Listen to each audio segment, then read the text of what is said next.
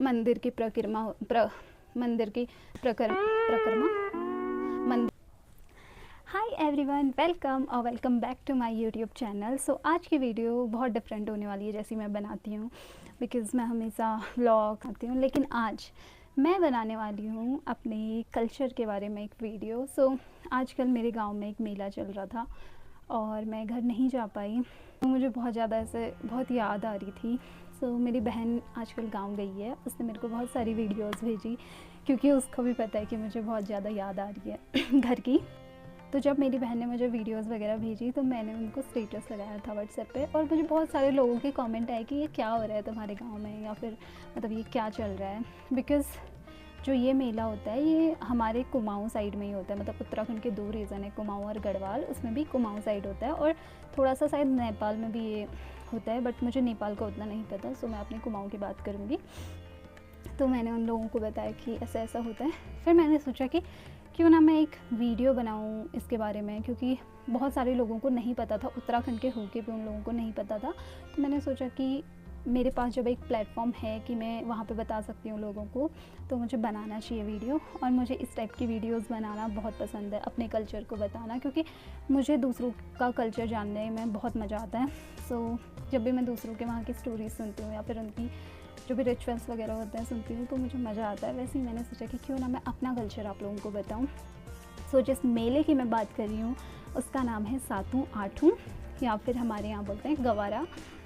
अब मैं आपको इसकी स्टोरी बताती हूँ, कैसे मनाते हैं, कब मनाते हैं, क्यों मनाते हैं। सो चलो वीडियो को स्टार्ट करते हैं। अगर आप लोगों को ये वीडियो पसंद आती है तो इस वीडियो को लाइक करना और मेरे चैनल को सब्सक्राइब करना फॉर सच मोर वीडियोज़। अगर आप लोगों को ऐसी टाइप की वीडियोज़ पसंद आएंगी तो मेरे पास बहुत सारी वीडियोज़ है, मतलब हमारा कल्चर एकदम ही अलग है, मैं आप लोगों को बताने में खुश होंगी इस चीज़ को। सो चलो वीडियो को स्टार्ट करते हैं। तो सबसे पहले कि ये जो त्यौहार है या फिर जो ये मेला है इसको कब मनाते हैं। ये त्यौहार हम मनाते हैं भादों में, यानी कि अगस्त या सितंबर में ये मेला मनता है हम हर साल। और ये मेला स्टार्ट होता है भादों की पंचमी से, जिसको हम लोग विरुड़ पंचमी बोलते हैं। अब इसको विरुड़ पंचमी क्यों बोलते हैं ये भी इंटरेस्टिंग है, क्योंकि इस दिन हम लोग विरुड़ भिगाते हैं। यानी कि विरुड़ हमारे यहाँ होता है, हम एक तांबे का तौला लेते हैं या फिर कोई भी चीज़ आपके घर पे तांबे की हो उसको लेते हैं, और उसमें 5 या 7 टाइप के हम अलग अलग अनाजों को भिगाते हैं, जैसे कोई दाल या फिर गेहूँ वगैरह, मतलब बहुत सारी चीज़ें उसमें भिगा देते हैं और उसको अच्छे शुद्ध पानी में भिगा के मंदिर के सामने रख देते हैं और वहाँ पे दिया जला देते हैं। सो विरुड़ पंचमी के दिन हम बस ये करते हैं। और उसके बाद अब पंचमी के दिन से स्टार्ट हो गया मेला। अब विरुड़ भिगा दिए तो पंचमी और छठी के दिन मंदिर में पूजा वगैरह होती है। फिर आता है सप्तमी का दिन, यानी कि सातों। तो ये होता है सातों आठों का फर्स्ट दिन, सप्तमी के दिन सातों।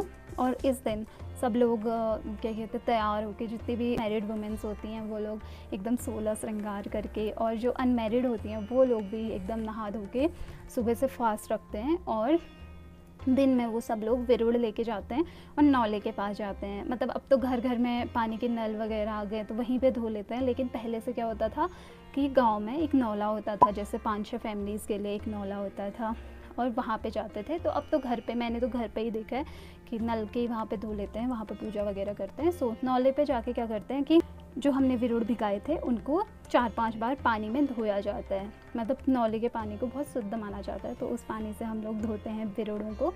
और उस टाइम पे बढ़िया बढ़िया मंगल गीत गाते हैं। वैसे हर जगह मंगल गीत गाए जाते हैं, मतलब अलग अलग टाइप के होते हैं सबके यहाँ, तो हमारे यहाँ भी मंगल गीत गाए जाते हैं उस दिन।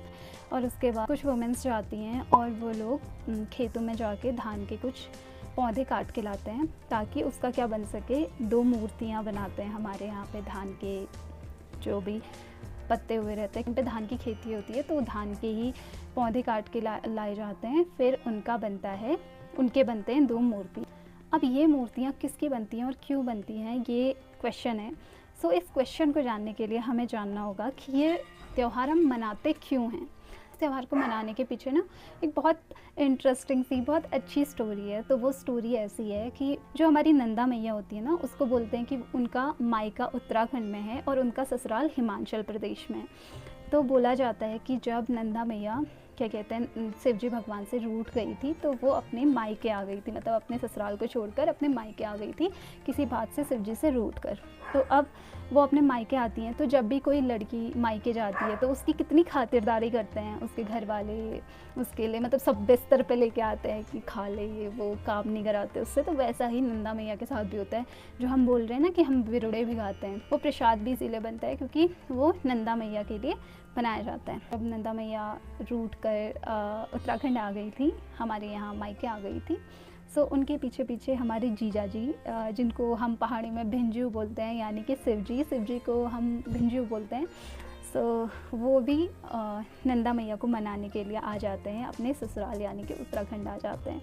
तो अब क्या होता है, जब भी जमाई अपने ससुराल आता है ना तो उसकी बहुत खातिरदारी होती है, क्योंकि भाई आजकल भी होता है वो कि जमाइयों को कितनी सारी चीज़ें बनती हैं ये सब। तो वो मेला इसीलिए मनाते हैं कि ताकि नंदा मैया मान जाएं कि वो शिव जी से और ज़्यादा नाराज़ ना हो, और शिव जी आए हैं तो उनका स्वागत वगैरह होता है। तो इस वजह से जो मंगल गीत गाए जाते हैं, जो चांचरी वगैरह होती है हमारे यहाँ पे, वो सब चीज़ें इसीलिए की जाती हैं कि दोनों खुश रहें और खुशी खुशी नंदा मैया अपने ससुराल चले जाए। तो अब जैसे कि मैंने सप्तमी तक बताया था कि धान के पौधे लेके आए जाते हैं और 2 मूर्तियाँ बनाई जाती हैं। तो 2 मूर्तियाँ होती हैं, एक होती है गौरा जी की मूर्ति और एक होती है महेश जी की मूर्ति। फिर उसके बाद उनकी मूर्ति स्थापना होती है। वैसे हमारे गांव में तो 4 मूर्तियाँ बनती हैं, 2 अलग जगह, क्योंकि हमारा गांव बड़ा है। पंडित जी को बुलाया जाता है, ढोल वालों को बुलाया जाता है, ढोल वोल बजाते हैं और मूर्ति स्थापना होती है। उसके बाद शाम को वहाँ पे दिया जलता है, फिर से चांचरी वगैरह होती है, गीत नाच गाना मंगल गीत सब गाए जाते हैं। उसके बाद आता है मेन डे, अष्टमी के दिन, जिसको हम आठों बोलते हैं। तो आठों के दिन होता है, सुबह सुबह सब लोग जाते हैं, क्योंकि सबका व्रत होता है उस दिन भी।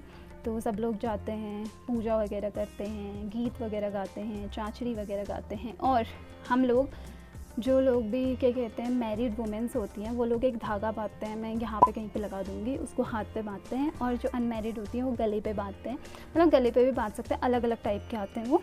सो जिनका भी फास्ट होता है वो उस धागे को उसकी पूजा वगैरह करके गले में या हाथ में बांधते हैं। उसके बाद क्या होता है, सब लोग विरुड़ देते हैं एक दूसरे को, अपने अपने घर का विरुड़ वगैरह दिया जाता है। जिसके घर में जो जो चीज़ें हो रही होती हैं, जैसे किसी के घर में मक्का हो रहा होता है, किसी के घर में ककड़ी लगी होती है, तो वो सब लोग लेके जाते हैं। जो भी होता है, मतलब जितना बन पाता है घरों में, जितनी भी चीज़ें होती हैं सब अपनी अपनी चीज़ें लेके जाते हैं। और उसके बाद वहाँ पर पूजा होती है बढ़िया एकदम, 1-1.5 घंटे की वो पूजा होती है।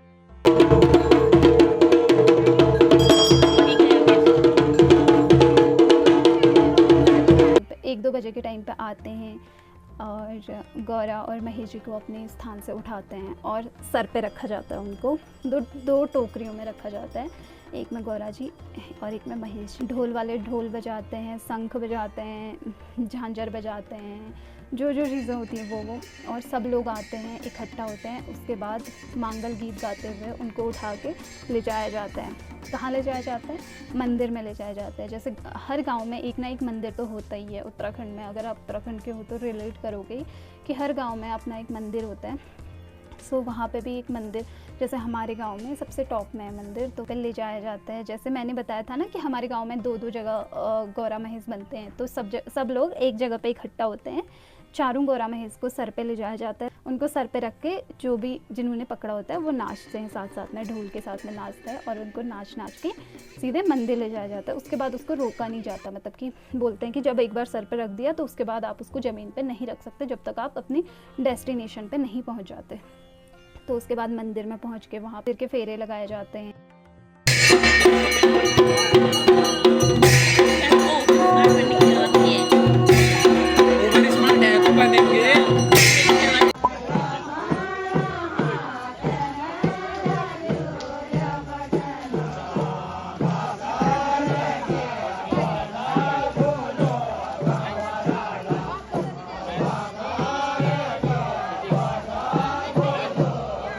चारों दिशाओं की पूजा होती है, साथ साथ में मतलब गौरा महेश की पूजा की जाती है। हमने बढ़िया करके खातिरदारी वगैरह कर ली है। तो अब बोला जाता है कि नंदा मैया मान जाती हैं, शिव जी उनको मना लेते हैं। तो अब नंदा मैया तैयार हो जाती हैं कि मैं अब अपने ससुराल हिमाचल चले जाऊंगी।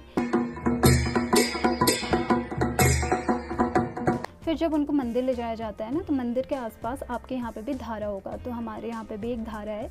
तो वहाँ पे सारी पूजा वूजा करके उनकी अच्छे से विदाई होती है, ढोल बजता है, एकदम विदाई गीत गाए जाते हैं, उनकी विदाई की जाती है और उनको धारे में सुला दिया जाता है। यानी कि अब बोलते हैं कि गौरा मैया शिव जी के साथ चले गई हैं कैलाश की ओर, यानी कि अपने ससुराल चले गई हैं।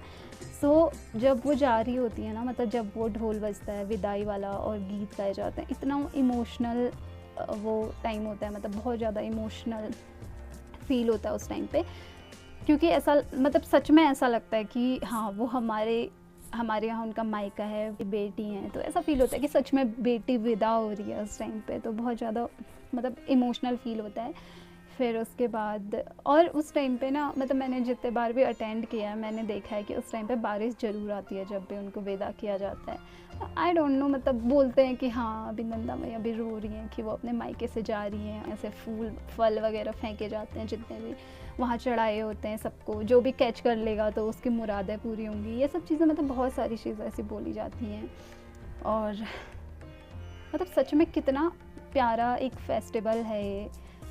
बोलते हुए भी मुझे बहुत इमोशनल फील हो रहा है, तब कि हम भगवान को भगवान नहीं मान रहे हैं, हम उनको अपना मतलब शिव जी को भिंजू बता रहे हैं, हम अपना नंदा मैया को हम दीदी बता रहे हैं अपनी। So it was like very emotional moment for us.